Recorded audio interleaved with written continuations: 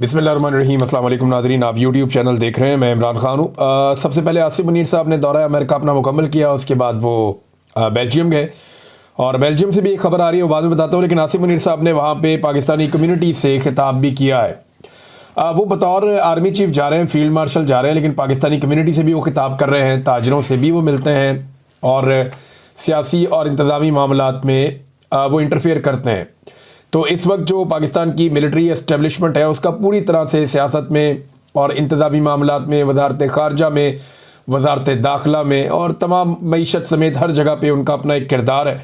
और ये बड़ी अच्छी बात है पाकिस्तान की मौजूदा जो रजीम है उसमें शामिल सियासी जमातों के लिए कि कल को वो बड़े आराम से सारा मलबा पाकिस्तान की मिलिट्री एस्टेब्लिशमेंट पे डाल देंगे कि जितना भी फेलियर था वो सारा इसलिए था कि हम मजबूर थे, हम कुछ कर नहीं सकते थे और फ़ौज के कंट्रोल में था सारा कुछ, तो उन्होंने ये तबाही फेरी है। हम लोग तो पहले भी डिलीवर करते रहे, आइंदा भी कर सकते हैं। तो ऐसी बातें फ्यूचर में वो कर सकेंगे और उनके लोग ये कहेंगे, और ये मैं अच्छी तरह जानता हूँ, माजी में भी ऐसे करते रहे, आइंदा भी ये करेंगे। पाकिस्तानी कम्युनिटी से उन्होंने खिताब किया, वहाँ भी वो सोशल मीडिया को नहीं भूले।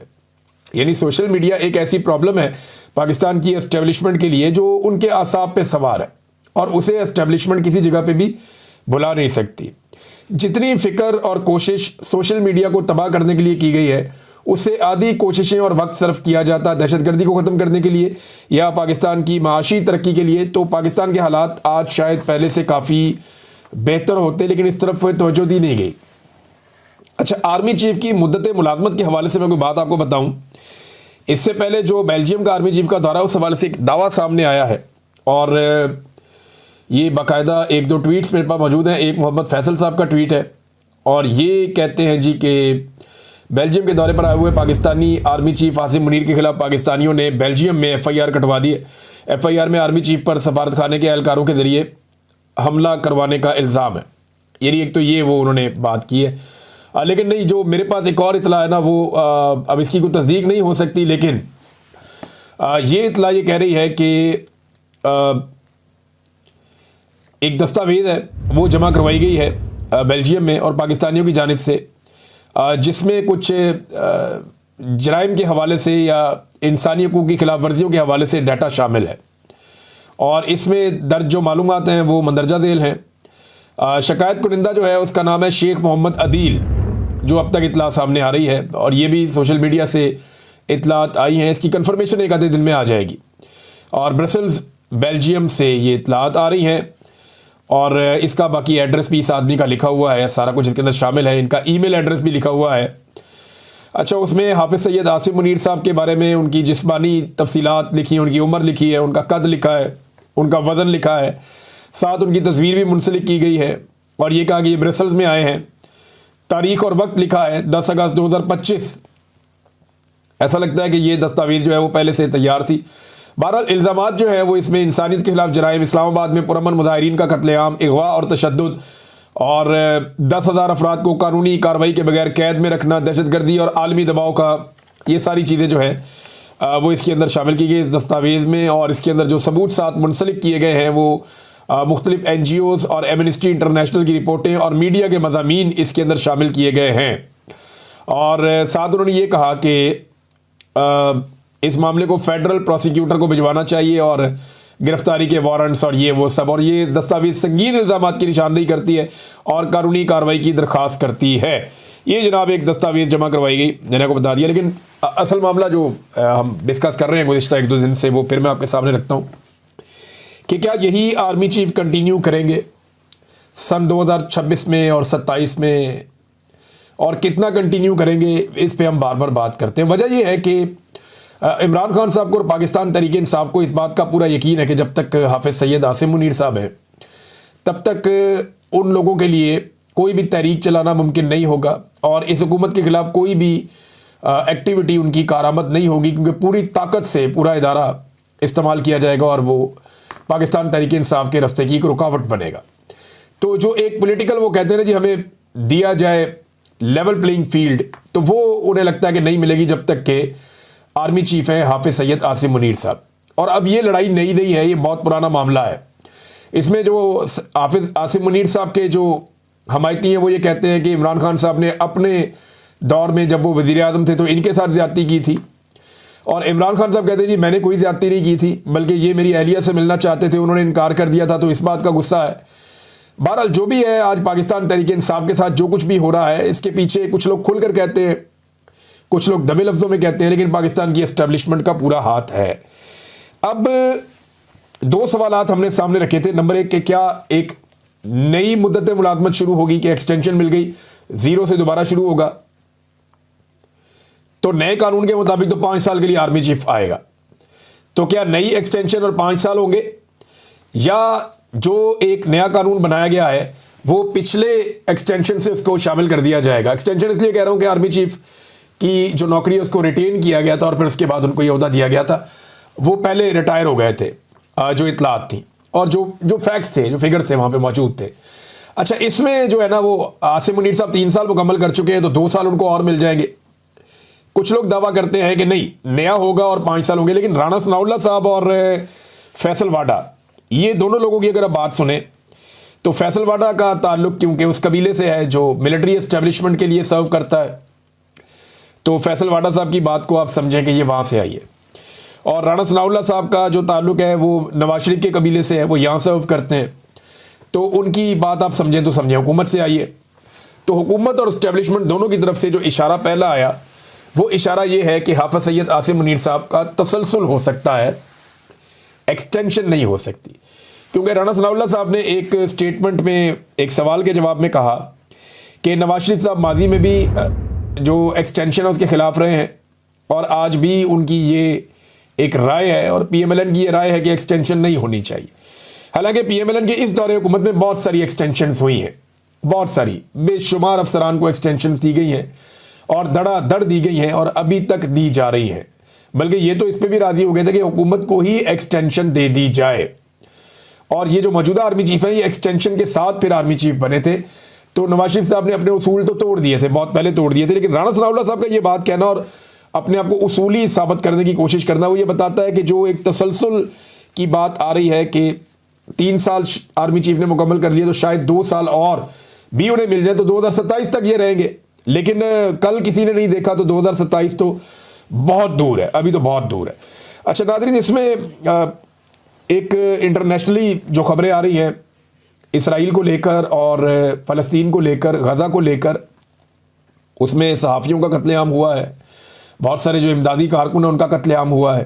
रोज़ाना की बुनियाद के ऊपर जो है वो फ़लस्तीनी शहीद हो रहे हैं और उनका कत्लेआम किया जा रहा है। जो लोग भूखे हैं, प्यासे हैं, उनकी मुश्किलात बढ़ती जा रही हैं। और यहाँ पे एक नया मंसूबा नेतन्याहू ने बनाया कि वो पूरी की पूरी गज़ा की पट्टी पे कंट्रोल करेगा और इसराइल जो है वो पूरे गज़ा पे कब्ज़ा करेगा। इसमें इसराइल के अंदर भी सख्त मुखालफत का सामना करना पड़ा। इसराइली फ़ौजी ने भी एक ने खुदकुशी की है कि ये जो जुल्म हमारे से करवाया जा रहा है, इस किस्म की चीज़ें रिपोर्ट हो रही हैं। लेकिन जो कुछ भी इस वक्त गज़ा में हो रहा है, इसके लिए पाकिस्तान माजी में जैसे आवाज़ उठाता था, वैसे इस मरतबा आवाज़ उठाता हुआ दिखाई नहीं दिया। यानी कुछ चीज़ें पाकिस्तान ने ऐसी की है जिससे लगता है कि शायद गज़ा के ऊपर पाकिस्तानी एस्टेब्लिशमेंट की पॉलिसी बदल गई है। जनरल बाजवा एक ऐसे जर्नैल थे जो ये बातें खुलकर करते थे सहाफ़ियों के साथ या ऑफ द रिकॉर्ड मीटिंग्स में कि इसराइल के साथ पाकिस्तान को अपने ताल्लुकात बनाने पे गौर करना चाहिए और इसराइल के मामले के ऊपर पाकिस्तान को अपनी पॉलिसी तब्दील करनी चाहिए। हमने ये देखा कि मिलिट्री एस्टेब्लिशमेंट के ज़ेरे साया पलने वाली जितनी भी मजहबी सियासी जमातें हैं, वो भी अब इसराइल और गज़ा के मामले पर उस तरह खड़े नहीं होते जिस तरह माजी में होते थे। आजकल पाकिस्तान में एक बात बड़े आराम से की जाती है और वो ये कहा जाता है कि जी ये तो अरबों का मसला है और अरबों को ही अगर कोई प्रॉब्लम नहीं है तो फिर हम क्यों उछलते कूदते हैं, हमें इसके बीच में नहीं आना चाहिए। हमारा मसला जो है वो कश्मीर का है, लेकिन कश्मीर के मामले में कोई हमारे साथ खड़ा नहीं होता। तो ये इसको मुसलमानियत से या इस्लाम से हटाकर या मज़हब की बुनियाद से हटाकर इसको एक इलाकाई लड़ाई के तौर पे अब देखा जा रहा है। और कुछ लोग मशवरे दे रहे हैं कि जी इसराइल को तस्लीम कर लिया जाए। अब कुछ चीज़ें ऐसी हुई हैं पाकिस्तान में मौजूदा रजीम के दौरान कि वो इशारा कर रही हैं कि पाकिस्तान की सोच क्या है। यानी मेरे पास यहाँ पे एक ख़बर है, अगर आप ये मंजर भी देखें तो आपको नज़र आ जाएगा, ये ट्विटर में आपको नज़र आएगा कि इसराइल के अंदर एक बहुत बड़ा एहतजाज हुआ। यानी इसराइल में एहतजाज हो रहा है गज़ा के ऊपर मुकम्मल तौर पे कब्ज़ा करने के हवाले से। इसराइल के अंदर एहतजाज हो रहा है और वहाँ पे 1 लाख के करीब लोग इसराइल में निकले और निकल कर उन्होंने एहतजाज किया। नेतन्याहू के मंसूबे के खिलाफ इसराइल में भी एहतजाज, 1 लाख से जायद अफराद का मुजाहरा, ये एक्सप्रेस न्यूज़ ने खबर छापी है। और ये मनाजिर जो है वो इसराइल से आ रहे हैं, यानी इसराइल के खिलाफ इसराइल में मुजाहरा हो सकता है, लेकिन इसराइल के खिलाफ पाकिस्तान में मुजाहरा नहीं हो पा रहा। गजा के लिए उठने वाली हर आवाज़ को पाकिस्तान में खामोश करवा दिया गया। एक वफद भी इसराइल में भेजा गया और उस हवाले से बाद में किसी ने जिम्मेदारी भी कबूल नहीं की और कोई पीछे भी नहीं हट रहा, और वो लोग प्रोटोकॉल भी इंजॉय कर रहे हैं, अपने इंजॉय भी कर रहे हैं। साथ ही साथ PSL के मैचेस में फ़लस्तीन का झंडा जो लोग लेकर गए स्टेडियम में, उनसे फ़लस्तीन का झंडा छीन लिया गया पंजाब पुलिस की जानिब से, क्योंकि पाकिस्तान में ये पॉलिसी नहीं है कि आप फ़लस्तीन का झंडा उठाएं। हालांकि दुनिया भर के खेल के मैदानों में, चाहे फुटबॉल हो चाहे दीगर गेम्स हों, लोग फ़लस्तीन का झंडा उठाते हैं। इवन खिलाड़ी भी ये करते हैं कि फ़लस्तीन का झंडा हाथ में पकड़ लेते हैं उस जुल्म और बर्बरियत के खिलाफ जो वहाँ पे हो रहा है, क्योंकि खेल और खिलाड़ी जो हैं ये अमन के सफ़ीर होते हैं। लिहाजा जुल्म और बर्बरियत के खिलाफ ये प्लेटफॉर्म हमेशा से इस्तेमाल किए जाते हैं, लेकिन पाकिस्तान में इसकी भी इजाज़त नहीं दी गई। सेनेटर मुश्ताक को, उनकी बीवी बच्चों को घसीटा गया, ख़वातीन को गिरफ्तार किया गया, नौजवानों को गिरफ्तार किया गया बार बार। पुलिस ने बड़ा ब्रूटल टॉर्चर किया जो लोग इसराइल के खिलाफ एहतजाज के लिए निकले, बल्कि 2 नौजवानों पे एक रात गाड़ी चढ़ा दी गई और उस मामले का भी आज तक कुछ पता नहीं चला कि क्या हुआ। और इसके अलावा जो एक अमरीकी जनरल कुरेला हैं, जिन्होंने इसराइल को सबसे ज़्यादा सपोर्ट किया और जिन्होंने हर जगह इसराइल की, चाहे वो गज़ा के मामले में हो, पूरी हमायत की, पूरी मदद की, चाहे वो ईरान के मामले में हो, वहाँ पे भी पूरी हमायत की, पूरी मदद की, उससे जनरल कुरेला को पाकिस्तान में सदारती अवार्ड से नवाज दिया गया। ये भी बताता है कि पाकिस्तान की पॉलिसी शिफ्ट हो रही है, तब्दील हो रही है। डोनाल्ड ट्रंप, जिन्होंने अब्राहम अकॉर्ड के लिए पूरा जोर लगाया हुआ है और वो गज़ा के बदतरीन मसाइल को जानते हैं, उन्होंने खुद कई मरतबा कहा कि वहाँ हालात बहुत ख़राब हैं, लेकिन इसके बावजूद डोनाल्ड ट्रंप इसराइल या नेतन्याहू की हमायत में खड़े हैं। अब उन्हें पाकिस्तान कहता है कि जी अमन का नोबेल इनाम उनको दिया जाए, तो ये भी एक चीज़ है। अब थोड़े अरसे बाद ख्वाजा आसिफ एक स्टेटमेंट ज़रूर दे देते हैं, बड़ा हसास किस्म का, इसराइल और फ़लस्तीन के और गज़ा के मामलात को लेकर, लेकिन खुद उन्होंने पाकिस्तान में ना तो कभी एहतजाज किया, ना कभी आवाज़ उठाई, ना किसी और जमात को एहतजाज करने दिया और ना किसी और जमात को आवाज़ उठाने दी। वो कहते हैं कि गज़ा पर इसराइल के कब्ज़े के मंसूबे पर आलम इस्लाम क्या करता है, मज़म्मत पर इक्तफ़ा किया जाए, ज़बानी कलामी गुजारा किया जाए या अमली इक़दामात उठाए जाएंगे। अच्छा, सवालात तो ऐसे पूछ रहे खुद वज़ीर दिफ़ा हैं, भैया आप अपनी हिकमत अमली बताएं कि आप क्या करेंगे। आपके पास मुस्लिम दुनिया की सबसे बड़ी और ताकतवर फ़ौज है, तो आप बताएं ना कि आपने इसके ऊपर क्या हिकमत अमली बनाई है और आप इस पर क्या करना चाहते हैं। तो आप दुनिया की तरफ देख रहे होते हैं कि गैर मुस्लिम ममालिक में करोड़ों लोग सरापा एहतजाज हैं। अब मुस्लिम ममालिक में एहतजाज करने नहीं देते, आधे से ज़्यादा मुस्लिम ममालिक में डिक्टेटरशिप है, वहाँ निकल ही नहीं सकता कोई आदमी एहतजाज करने के लिए, और पाकिस्तान में भी एक गैर एलानिया डिक्टेटरशिप है, यहाँ पर भी नहीं निकलने दिया जाता। जबकि मगरिब में मजबूत आवाज़ें उठ रही हैं। 1.5 अरब मुसलमान यौम हिसाब पे रसूल सल्लल्लाहु अलैहि वसल्लम रहमतुल्लिल आलमीन को क्या जवाब देंगे। तो ख्वाजा आसिफ साहब, ये जवाब तो आपने भी देना है, इक़्तिदार तो अल्लाह ताला ने आपको दिया है, फ़ौज की कमांड आपके हाथ में है, तो ये जवाब आपने देना है क़यामत वाले दिन, और गिरबान आपका पकड़ा जाएगा क़यामत वाले दिन। ये जो मजलूम मुसलमान हैं जिनको आप एहतजाज करने पर भी मारते हैं, इनका गिरबान नहीं पकड़ा जाएगा। तो पाकिस्तान ने किस तरह हमायत की है ये अब आपके सामने। नाज़रीन, एक तरफ पाकिस्तान के अंदर भी दहशतगर्दी कंट्रोल नहीं हो रही। मोहसिन नकवी ने कहा था कि SHO की मार है दहशतगर्द, तो दहशतगर्दों के डर से हुकूमत पाकिस्तान ने, ये वो दहशतगर्द हैं जो एक SHO की मार थे, उन दहशतगर्दों के डर से हुकूमत पाकिस्तान ने 14 अगस्त तक के लिए बलूचिस्तान में ट्रेनों की आमदोरफ्त पर पाबंदी लगा दी है। यानी ट्रेनें ही बंद कर दी कि दहशतगर्द, आप ट्रेन को प्रोटेक्ट नहीं कर सकते। यानी एक ट्रैक के ऊपर एक ट्रेन जाती है, हुकूमत पाकिस्तान ने हाथ खड़े किए कि ये जो ट्रेन ट्रैक के ऊपर जा रही है, हम इसको प्रोटेक्ट नहीं कर सकते, इसकी हिफाजत की जिम्मेदारी हुकूमत नहीं ले रही। और इतनी सिक्योरिटी फोर्सेज हैं पाकिस्तान में, आप अंदाज़ा करें कि हमारे पास जो स्ट्रेंथ है वो 12 लाख से ज़्यादा पुलिस और दूसरी फोर्सेज और फौज वगैरह ये सब मिला के लगभग 10-12 लाख है। इतनी बड़ी स्ट्रेंथ पाकिस्तान के पास है फोर्सेज की, लेकिन इसके बावजूद पाकिस्तान जैसा एटमी पावर मुल्क चंद मुट्ठी भर दहशतगर्दों से ऐसा खौफजदा है कि ट्रेनों की आमदरफ्त ही पाकिस्तान ने बंद कर दी, और दावे इनके इतने बड़े बड़े हैं कि जनाब हम ये कर देंगे वो कर देंगे। तो मोहसिन नकवी साहब को सोचना चाहिए, बल्कि एक और मसले में फंस गए हैं मोहसिन नकवी साहब, और ये इस्लामाबाद में एक मस्जिद से रिलेटेड इशू है। वहाँ पे मसाजिद कुछ बहुत सारी बनी हुई है जो ग्रीन बेल्ट पे या रस्तों पे बनी हुई है या कब्ज़े की ज़मीनों के ऊपर बनी हुई है, और हुकूमत के बकौल ये है कि ये ज़मीनें जो है ये सरकार की हैं और इनके ऊपर कब्ज़ा करके मसाजिद बनाई गई हैं। एक तो कब्ज़े की ज़मीन के ऊपर मस्जिद कैसे बन सकती है, बननी ही नहीं चाहिए। और जब उसकी बुनियादें रखी जा रही थी तो उस वक्त मना करना चाहिए था कि ये मसाजिद यहाँ पे कब्ज़े की ज़मीनों के ऊपर ना बनाई जाएँ, ये सरकार की ज़मीन है या किसी और मकसद के लिए रखी गई है। तो ये तो कभी भी मेरे ख्याल में मुनासिब नहीं है कि किसी ज़मीन के ऊपर या किसी की भी ज़मीन के ऊपर या सरकार की ज़मीन के ऊपर बग़ैर परमिशन के आप मस्जिद तामीर करें, मेरे ख्याल में नामुनासिब होगा। लेकिन मुझे हैरत इस बात पे होती है कि रातों रात इन्होंने मस्जिद भी गिरा दी, वहाँ पे वो उसका जो मलिका सारी वो जगह है वो साफ़ कर दी और वहाँ पे कोई दरख्त वरख्त भी लगा दिए कुछ एरिया में। कुछ लोग कहते हैं मस्जिद वहीं पे और मदरसे वाला जो बिल्डिंग का एरिया था वो सारा गिरा दिया गया है। अब वहाँ पे मौलवी इकट्ठे हो गए, उन्होंने कुरान पाक के नुस्खे हाथ में पकड़े हुए थे और उन्होंने कहा जी कि ये जब शहीद किया गया है उस बिल्डिंग को तो वहाँ पे ये कुरान पाक के नुस्खे भी शहीद हुए और इस पर वो बहुत गुस्से में थे। उन्होंने कहा जी मोहसिन नकवी इस्तीफ़ा दे, हम उसको नहीं छोड़ेंगे। ये ज़्यादा जो रोला पड़ा है ये जमीयत उलमा इस्लाम के, क्योंकि मौलवी उससे मुंसलिक थे तो उन्होंने ये बात की है, इस बात को ज़्यादा उठाया है। अब देखते हैं इसका हल क्या निकलता है। लेकिन उन्होंने रातों रात दोबारा बुनियाद रखी, उन्होंने कहा जी हम दोबारा यहाँ पे तामीर करेंगे, यहाँ पे हम मस्जिद बनाएंगे। अब मामला ये है कि अगर कब्ज़ा छुड़वाना ही है, देखें जहाँ मैं ये कह रहा हूँ ना कि आप गैर कानूनी तौर पे जगह पे आप मस्जिद तामीर ना करें, ये मुनासिब नहीं है। मेरे ख्याल में हमारा मज़हब और हमारा अखलाकियात इसकी इजाज़त नहीं देता। लेकिन सेम टाइम में मैं ये भी कह रहा हूँ कि ये मौजूदा हुकूमत को भी होश के नाखून लेने चाहिए। ये मामला बातचीत से कर लेते, लेकिन चले इसको भी छोड़ें। ये जो नदी नालों के ऊपर, पानी के रस्तों के ऊपर पूरी पूरी सोसाइटियाँ बन गई हैं, ये आपको नज़र नहीं आती। जो बड़े बड़े लैंड माफियाज ने और बड़े बड़े सरमायादारों ने ज़मीनों पर कब्जे करके प्लॉटिंग करके बेच दिया है, वो कब्जे आपको नज़र नहीं आते। जो DHA जैसी एक सोसाइटी जिसके ऊपर पाकिस्तान की मिलिट्री एस्टेब्लिशमेंट का हाथ है, वो ज़मीनें जैसे लोगों से लेती है, वो आपको नज़र नहीं आता। यानी इंतज़ामिया को सिर्फ मस्जिद नज़र आई है कब्जे के नाम के ऊपर और बेशुमार चीज़ें वो नज़र नहीं आई। मैं क्लियरली कह रहा हूँ कि जो काम यहाँ हुआ वो भी ठीक नहीं था, लेकिन ये हुकूमत को होश के नाखून लेने चाहिए कि पानी के रस्तों के ऊपर, नदी नालों के ऊपर पूरे पूरे प्लाजे और इमारतें तामीर कर दी गई हैं, उसके ऊपर ये नहीं जागे, उसके ऊपर इनको होश नहीं आया।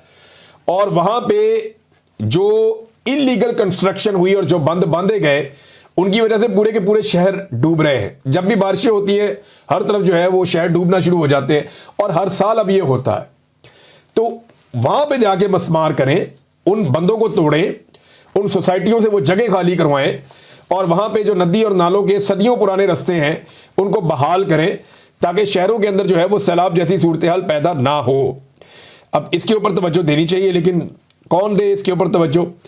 नाज़रीन, ये एक और मैंने आपको कहा था, याद होगा आपको 2024 में जब इलेक्शन हुए थे फरवरी में, उसके फ़ौरन बाद मुझे गिरफ्तार कर लिया गया था और मुझे गिरफ्तार करके इन्होंने जेल भेज दिया।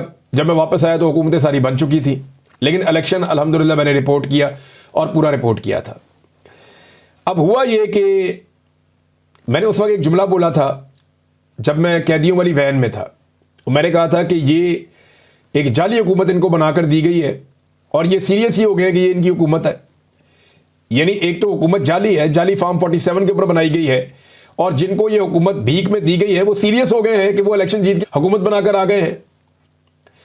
तो वाकई वो अब सीरियस हो गए हैं और अब उन्हें यह लगना शुरू हो गया है कि वो एस्टेब्लिशमेंट की मदद से नहीं आए, वो ब्यूरोक्रेसी की मदद से नहीं आए, आरओज़ ने जाली फार्म 47 जारी नहीं किए, बल्कि उन्हें अब यह लगता है कि वो उनका हक था जो उनको मिला है। ये अंदाज़ा करें आप। अब वो ब्यूरोक्रेसी जिन्होंने अपना मुंह काला किया जाली फार्म 47 जारी कर करके, वो भी गिरफ्त में आ रहे हैं और उन्होंने उनके खिलाफ भी कार्रवाई शुरू कर दी। कल को ये एस्टेब्लिशमेंट के खिलाफ भी करेंगे, इनको ये आदत है और एक दिन इनका रवैया यही होगा। और अगली बार इलेक्शन में मुझे ऐसा लगता है कि शायद ब्यूरोक्रेसी को इस्तेमाल ना किया जाए।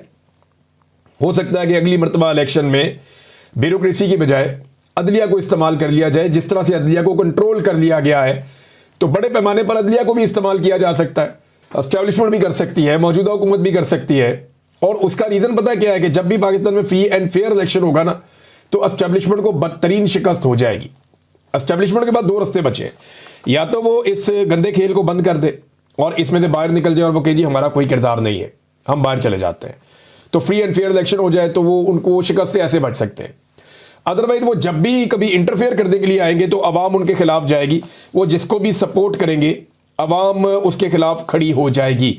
नाज़रीन, कल के दिन में इमरान खान साहब की जमानतें लगी हुई हैं सुप्रीम कोर्ट ऑफ पाकिस्तान में, मुख्तलिफ केसेस की अपीलें वहाँ पे सुप्रीम कोर्ट में गई थी। देखते हैं वहाँ पे क्या होता है। आज एक किताब है the war that change everything. ये किताब आज जो है एक ऐसी जंग जिसने सब कुछ तब्दील कर दिया।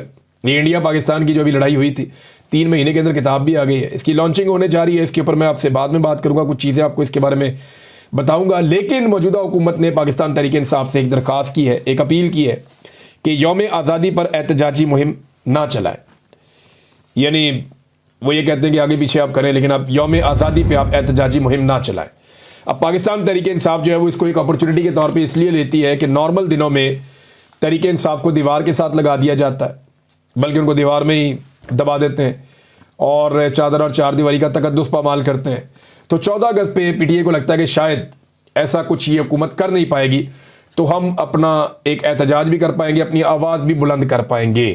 तो हुकूमत अब ये कह रही है कि जनाब हमारी ये रिक्वेस्ट है कि आप एहतजाजी मुहिम ना चलाएं।